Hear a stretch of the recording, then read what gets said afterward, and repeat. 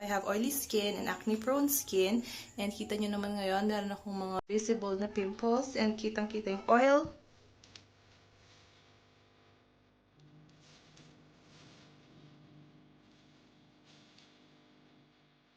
Okay, day 2 pa lang. Tapos ko lang maghilamos. And may pimple agad na sumulpot. Ay,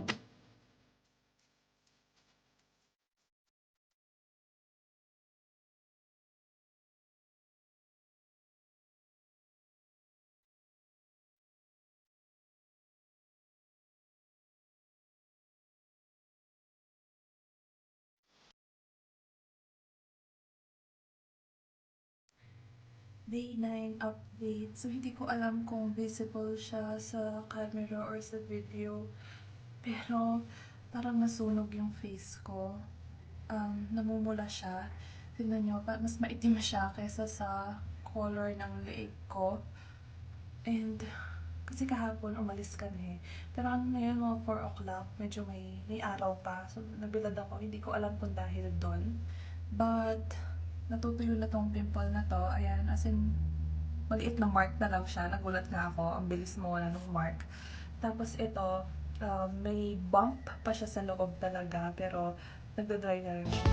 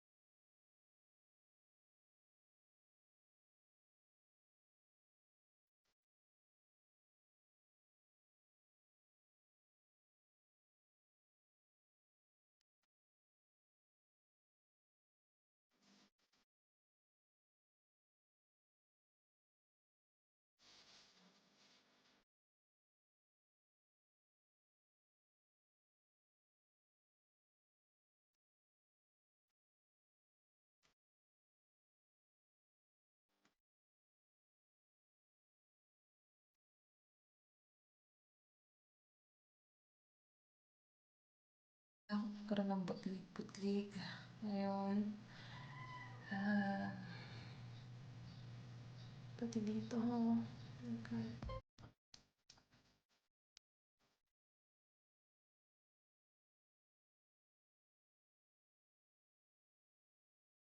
Day 30! May sugat na naman ako. Nakamot ko siya. Ito, kagat lang ng lamok yan. Hindi siya pimple.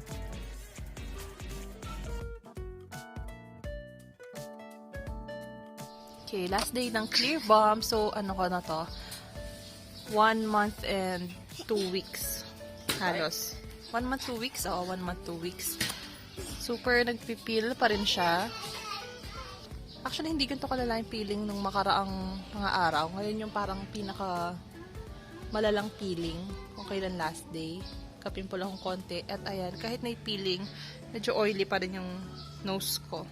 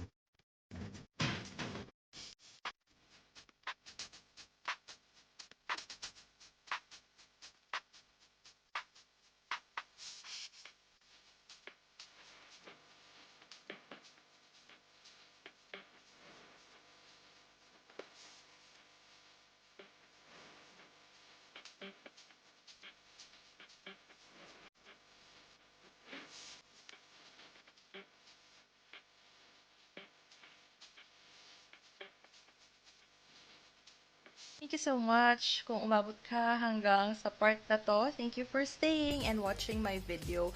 So, ayun na nga, disclaimer lang, based lang ito lahat sa aking experience.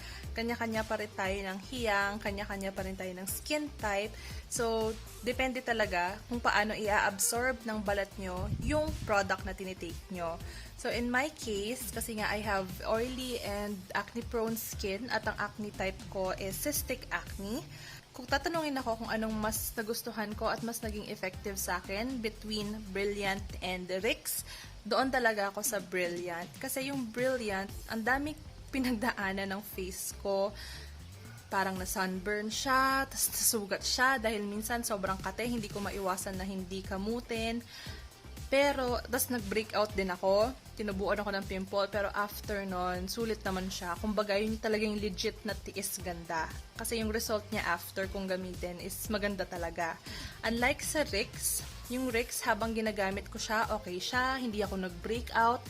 Kung nagka-pimple man ako, sobrang liliit lang.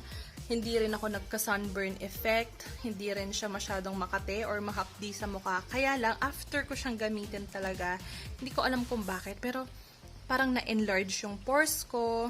Tapos naging super oily ako. As in, yung ilong ko talaga, pag gising ko ng umaga, yung ilong ko, yung noo ko, bumalik sa pagka super oily yung face ko. So, ayun. Kahit na okay yung process nung Rix habang ginagamit ko, yung namang result niya after, yun yung hindi ko nagustuhan. Kanya-kanya pa rin tayo ng preference, kanya-kanya pa rin tayo ng hiyang, and that's just my own opinion. And ayun, hiyang ko naman yung mga rejuvenating sets so far. If you have suggestions kung ano pa yung pwede kong itry, just let me know in the comment section. Sa Brilliant naman, ang pinaka naging problema ko lang talaga yung kasing kojic nila, sobrang tapang. Kung gusto mong magpaputi, yun talaga yung makakapagpaputi sa'yo. Kaso, dahil nga morena ako, hindi talaga papantay sa balat mo. Pero yung sunscreen nila, the best. Yun yung gustong-gusto ko. Hindi nag-oily yung face ko.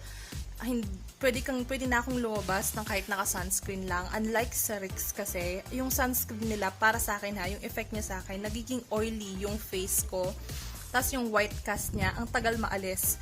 So, kumbaga, humulas na siya. Meron pa rin parang oily na white cast na natitira. Thank you so much for watching. Bye!